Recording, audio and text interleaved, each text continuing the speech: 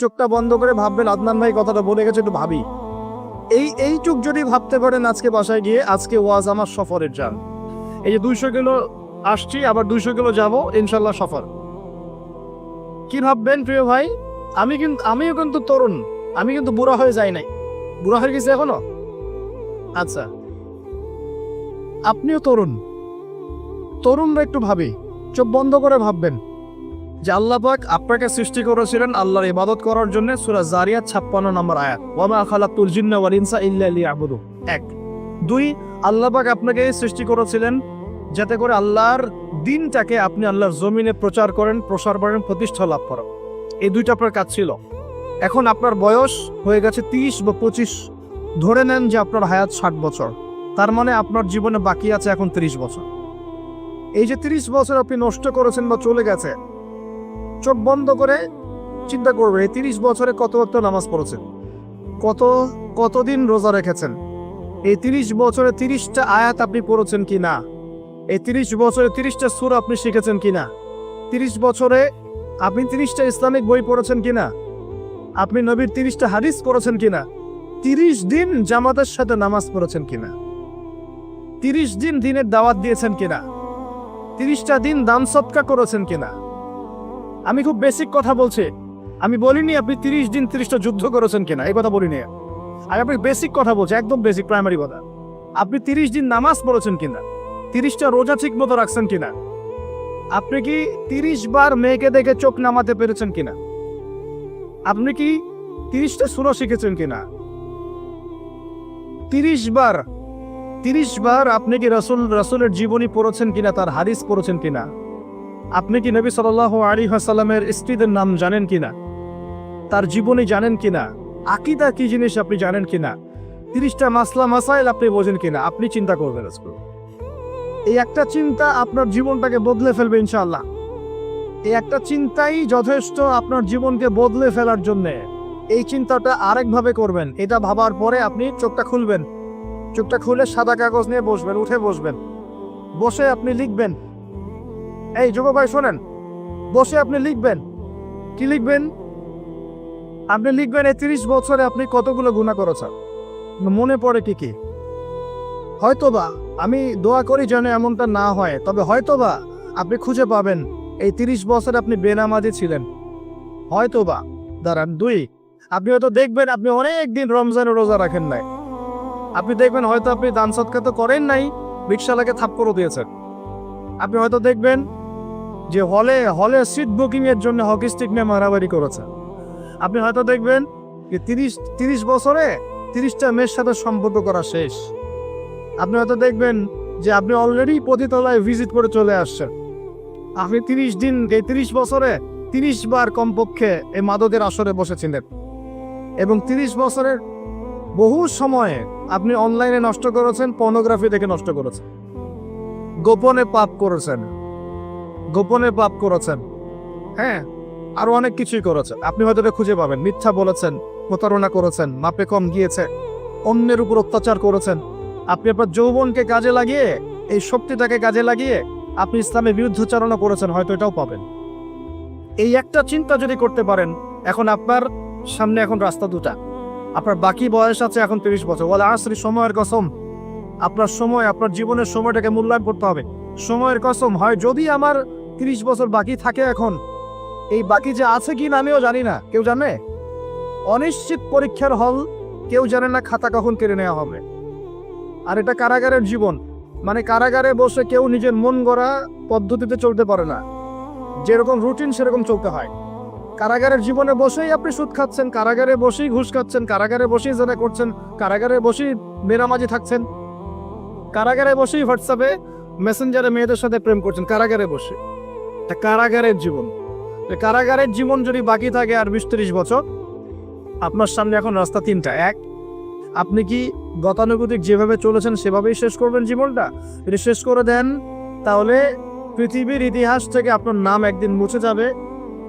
আপনি একাই কবরে শুয়ে থাকবেন, আপনার আত্মা ইল্লিনে না গিয়ে সিজ্জিনে চলে যাবে। পৃথিবীর কোনো মানুষ আপনাকে মনে রাখবে না, আপনি একাই আযাব ভোগ করতে থাকবেন, কেউ আপনাকে বাঁচাতে আসবে না। শেষ। এবং এই আযাব একবার শুরু হলে কোনোদিনও শেষ হবে না।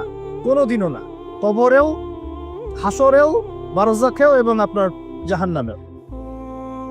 এটা একটা অপশন। 2 নম্বর অপশন, আপনি নিজেকে সংশোধন করলেন, সংশোধন করে গতানুগতিক মুসলিম হলেন। গতানুগতিক মুসলিম কেমন?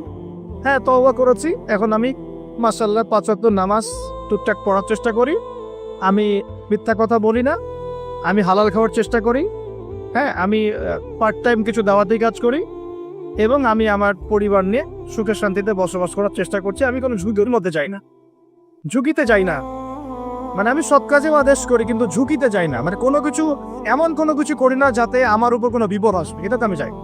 এটা গতানুগতিক মুসলিম চলছে। আর একটা হচ্ছে সমাজ পরিবর্তনকারী মুসলিম। এরা কেমন?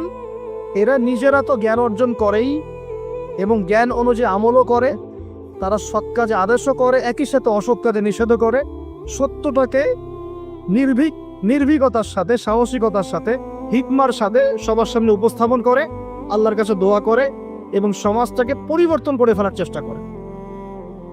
এরা হচ্ছে আহসান, সবচেয়ে উত্তম শ্রেণী। কিভাবে বললাম উত্তম শ্রেণী? নবীজি বলছে তোমাদের সামনে একটা জামানা আসবে, এটাও শেষ জামানা হাদিস। তোমাদের সামনে একটা জামানা আসবে, জামানা সবরিন, কঠিন সবরের জামানা, ঈমান ধরে রাখা হাতে জ্বলন্ত আগুন ধরে রাখার মতো হবে। ওই সময় যদি তোমরা কেউ আমার সুন্নতের উপর অটল থাকতে পারো, আমার মৃত সুন্নতকে আবার জীবিত করতে পারো, তাহলে 50 জন শহীদ সাহাবীর নেকি পাবে। এরা সমাজ পরিবর্তনকারী মানুষ। আর ইতিহাসে যারা সমাজ পরিবর্তনকারী মানুষ, তাদের জীবনে পরতে পরতে বিপদ আপদ বলা মুসিবত আসবেই। আমার ছোট্ট গবেষণায় 4টা ক্ষেত্র থেকে আসতে পারে যখন আপনি হকের উপর থাকবেন। 1 নাম্বার, প্রথম বাধা চলে আসবে পরিবার থেকে। কোত্থেকে? পরিবার। আপনি গতানুগতিক মুসলিম হলে আপনি সব জায়গায় পার পেয়ে যাবেন, কিন্তু যদি একটু কঠোরতা প্রয়োগ করেন যে আমি একদম কোরআন সুন্নাহ 100% ফলো করতে চাই, আমি এমন না যে নামাজও পড়ি শুধু খাবো, এমন হবো না, আমি নামাজও পড়বো শুধু খাবো না, আমি রোজাও রাখবো, আমি যাকাতও দিব, আমি হজমরাও করবো, আল্লাহর বিধানের প্রতি শ্রদ্ধাশীল থাকবে, আমি চেষ্টা করবো ইসলামটা প্রচার করার, প্রতিষ্ঠার চেষ্টা করবো। তখন আপনার প্রথম বাধা আসবে পরিবার থেকে। দাড়ি রাখছো কেন? দাড়ি রাখলে তোমাকে এরকম লাগে, হ্যাঁ, তুমি চাকরির উপরে কাপড় কেন পরছো, পরলে তোমাকে অমন লাগে, আগে তো গিটার বাজাইতা, আগে তো গান গাইতা, আগে মেয়ে নিয়ে থাকতা ভালো ছিল, এখন কেন সারাদিন বই নিয়ে পড়ে থাকো, ইসলামিক বই নিয়ে পড়ে থাকো, নামাজ নিয়ে পড়ে থাকো। হ্যাঁ, কি পরিবর্তন হলো! বাবা মার টেনশন, এখন পিতামাতার টেনশন। কেউ কেউ এরকম অ্যাডভার্টাইজ বানিয়ে টিভিতে দেখাচ্ছে, এগুলা দেখেন নাই? আগে ছেলে ভালো ছিল, হঠাৎ করে কি পরিবর্তন হয়ে গেল। হ্যাঁ, সুবহানাল্লাহ। আল্লাহর পথে ফিরে আসা মানুষের ক্রাইটেরিয়া এগুলো মেনশন করে করে বলছে, এগুলো দেখা গেলে যোগাযোগ করবেন স্থানীয় কর্তৃপক্ষের সাথে, ওই ছেলের মতো সমস্যা আছে। আস্তাগফিরুল্লাহ, আস্তাগফিরুল্লাহ। একজন ব্যক্তি গিটার বাজাতো, গান গাইতো, মাদকের সাথে ছিল, মেয়ে নিয়ে ফুর্তি করতো, সেখান থেকে এসেছে নামাজ পড়ছে, এই জন্য কি সে জঙ্গি হয়ে যাবে? এখন সে মাশাআল্লাহ কোরআন তেলাওয়াত করছে, কোরআন বোঝার চেষ্টা করছে, আলেম ওলামার কাছে গিয়ে পরামর্শ করছে, হাদিস পড়ছে, এই জন্য কি সে জঙ্গি হয়ে গেছে? পশ্চিমারা যা গিলায় আমরা তাই গিলি, পশ্চিমারা যা গিলায় আমরা তাই গিলবো কেন? ওদের কাছে কিসের জ্ঞান আছে? পশ্চিমাদের কাছে কোরআনের জ্ঞান আছে, হাদিসের জ্ঞান আছে। ও সিলেক্ট করে দিবে যে কোনটা জিহাদ আর কোনটা জঙ্গিবার। আশ্চর্য একটা ব্যাপার। কোরআন এবং সুন্নাহর চর্চা যদি মুসলিমরা করে, তাহলে কি তারা সন্ত্রাসী হয়ে যাবে? ওরা তো চাইবেই যেন আমরা এই কাজগুলো না করি, ওরা তো চাইবেই যাতে আমরা কোরআন সুন্নাহর চর্চা না করি। ওরা যা বলে সেই ভাষায় আমরা কথা বলা শুরু করেছি। ওরা বলছে, একটু পরে আমি বুঝাচ্ছি আপনাদেরকে, ওরা বলেছে যে জ্ঞান সেটাই, ভালো করে বোঝেন, জ্ঞান সেটাই যেটা পরীক্ষা নিরীক্ষা, যুক্তি বিজ্ঞান দর্শন দিয়ে লাভ করা যায়। আর আমরা বলছি আল্লাহর ওহী হচ্ছে চূড়ান্ত জ্ঞান। আল্লাহর ওহী কি? চূড়ান্ত জ্ঞান। এই যে জ্ঞানতাত্ত্বিক পার্থক্য, ওরা যা দেখে না তাতে বিশ্বাস করে না, এই কারণে তারা জিনে বিশ্বাস করে না, আত্মায় বিশ্বাস করে না, আল্লাহ বিশ্বাস করে না, ফেরেশতায় বিশ্বাস করে না, পরে আগের আসমানি কিতাবে বিশ্বাস করে না, নবী রাসূলে বিশ্বাস করে না, কবরের আযাব, জান্নাত জাহান্নাম, মিজান পরিচালক কোনো কিছু বিশ্বাস করে না। কেন করে না? ওদের এপিস্টেমোলজি হচ্ছে, জ্ঞানতাত্ত্বিক দর্শন হচ্ছে যা দেখি না বিশ্বাস করি না। আর ওই দর্শনটা আমরা কাট পেস্ট করে নিয়ে আমাদের ছোট ছোট বাচ্চাদেরকে এখন গিলাচ্ছে এগুলা। ওই দর্শন কেন ফলো করবো আমরা? আমাদের দর্শন হচ্ছে চূড়ান্ত জ্ঞান কার পক্ষ থেকে আসে? আল্লাহর পক্ষ থেকে আসে। আল্লাহ যা সত্য বলেছেন তাই সত্য। আল্লাহ যা মিথ্যা বলেছেন তাই মিথ্যা। আল্লাহর ওহী চূড়ান্ত সত্য মিথ্যার মানদণ্ড, মানুষের যুক্তি বিজ্ঞান দর্শন নয়। এই জায়গায় তো পার্থক্য, সে করেই তো পার্থক্য। এই জ্ঞানতাত্ত্বিক সংজ্ঞায় পার্থক্য বলেই তো আপনাকে ডারউইনের মতবাদ পড়াচ্ছে, কারণ সে তো বিশ্বাসই করে না যে মানুষকে আল্লাহ সৃষ্টি করেছে।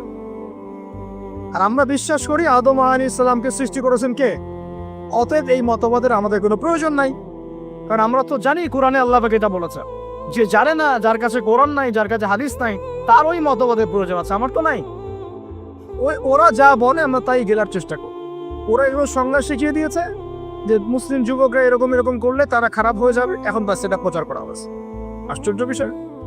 আমরা তো চাইবো প্রত্যেক ঘরে ঘরে কোরআনওয়ালা মানুষ তৈরি হোক, হাদিসওয়ালা মানুষ তৈরি হোক, নামাজি হয়ে যাক সবাই, তাহলে সমাজে শান্তি আসবে।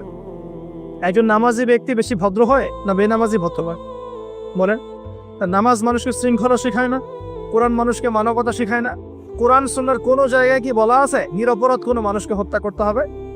বরং আমি তো একটা আয়াত বললাম, কেউ যদি একজন মানুষের জীবন বাঁচায়, সূরা মাইদা আল্লাহ পাক বলছেন, কেউ যদি একজন মানুষের জীবন বাঁচায় সে যেন পুরো মানব জাতিকে বাঁচালো, বলি আলহামদুলিল্লাহ। আর কেউ যদি কোনো মানুষকে অন্যায়ভাবে হত্যা করে সে যেন পুরো মানব জাতিকে হত্যা করে। একটু খেয়াল করে দেখেন, সারা বিশ্বে যত মানুষকে হত্যা করা হচ্ছে মুসলিম কান্ট্রিগুলোতে, সিরিয়া, ইয়েমেন, প্যালেস্টাইন, আফগান তো চলে গেল, তারপরে আপনার ইরাক, লিবিয়া, জর্ডান, লেবানন, ঠিক আছে, ওই যে রোহিঙ্গা, তারপরে উইঘুর, মুসলিমদেরকে যেখানে যেখানে হত্যা করা হয়েছে এখানে মানবতা বিরোধী অপরাধ হয়নি? এটাকে সন্ত্রাসবাদ বলা যায় না? এটা ওদের জঙ্গিবাদ নয় কি? তাহলে প্রকৃত অর্থে সন্ত্রাসী এবং জঙ্গি কারা? মুসলিম না ওরা? যখন নিরপরাধ মাসুম বাচ্চাদেরকে বোম মেরে হত্যা করা হয়, মা বোনদেরকে ইজ্জত নষ্ট করা হয়, আমাদের মুসলিম ভাইদেরকে পাখির মতো গুলি করে হত্যা করা হয়, তখন এই মতবাদ থাকে না? তো এদের কাছ থেকে আমাদেরকে শিখতে হবে কোনটা ন্যায় কোনটা অন্যায়। এগুলো চলতে থাক, কিন্তু এই চলা ইনশাআল্লাহ তাআলা বেশি দিন সাস্টেইন করবে না ইনশাআল্লাহ। কারণ আমরা শেষ জামানার ছাত্র, আমরা জানি যে এই জুলুম ইনশাআল্লাহ তাআলা এই বিশ্বের বেশি দিন থাকবে না ইনশাআল্লাহ। অচিরে আল্লাহ রাব্বুল আলামিন এমন প্রজন্ম আনবেন, এমন নেতা আনবেন যাকে আল্লাহ পাক বলছেন তার নাম হবে মাহদি, এবং তার নাম মুহাম্মদ, তার টাইটেল মাহদি। বাবার নাম আব্দুল্লাহ, মায়ের নাম আমিনা। মুহাম্মদ সাল্লাল্লাহু আলাইহি ওয়াসাল্লামের বংশধর থেকে একজন। তার সাথে আল্লাহ পাক ঈসা আলাইহিস সালামকে পাঠাবেন, এবং তিনি এই পুরো জুলুমের শেকড়টাকে এমনভাবে উপরে ফেলবেন যে 40 বছর তার ন্যায় এবং ইনসাফের শাসন না আসা পর্যন্ত কিয়ামত হবে না ইনশাআল্লাহ। অতএব সামনে অপেক্ষা করছে এই বিজয়ের দিন। খুশি হচ্ছেন না বিজয় বেজার হচ্ছে? ইনশাআল্লাহ তাআলা এই দিন আমরা দেখে যেতে পারি না পারি, এই মেসেজটা তো পৌঁছে দিতে পারি যে সামনে এটা আসছে ইনশাআল্লাহ।